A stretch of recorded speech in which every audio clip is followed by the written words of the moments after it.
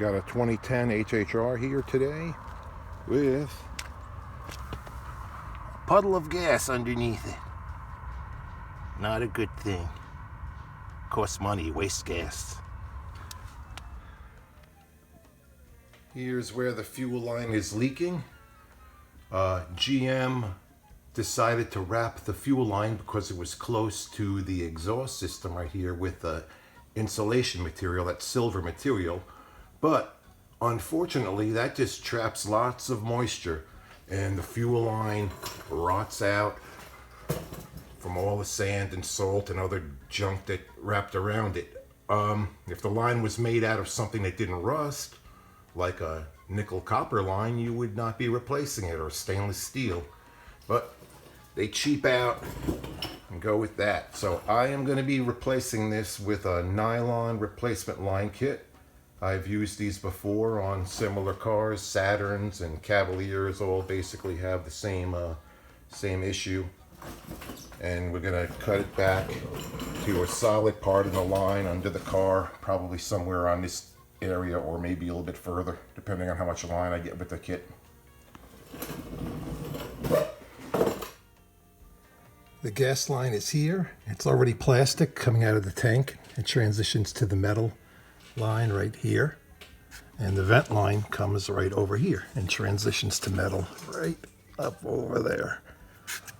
And it runs through.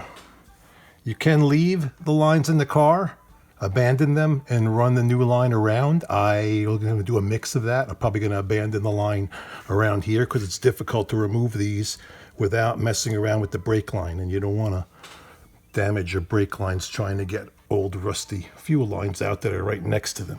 They run right together over here too. I don't know if you could see right in there. So I'm going to run them probably behind that. Leave the old lines in the car. Here's what's in the kit. I bought it from these guys, a little free advertising for them because they make such a good product. They give a new quick connector. If yours is rusted out, you can replace it. If not, you don't need it. A couple zip ties and unions on the end of the lines. It's a nice item, makes the job go very quickly. Thanks, guys.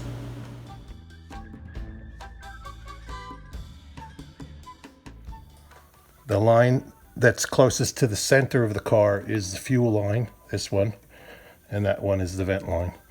If you want, just double check under the hood in your car, see where they lead down to, but pretty sure all the GM cars are the same that way. I'm going to remove this covering over here and open these up to release the fuel line here, because the new line will clip right in place and follow along, and I'll probably just cut them off somewhere around here and leave them in the car and run the new ones past. And the unions will be somewhere along here or here, depending on how much space I have. Stagger them out so they're not right next to each other. It gives you a little more room to work tightening them up. You'll need a tool to release the fuel lines from their clips on the vent line. Also, you'll need a pair of diagonal cutters to cut the metal line, a tubing cutter, and a razor blade to trim the nylon line shorter.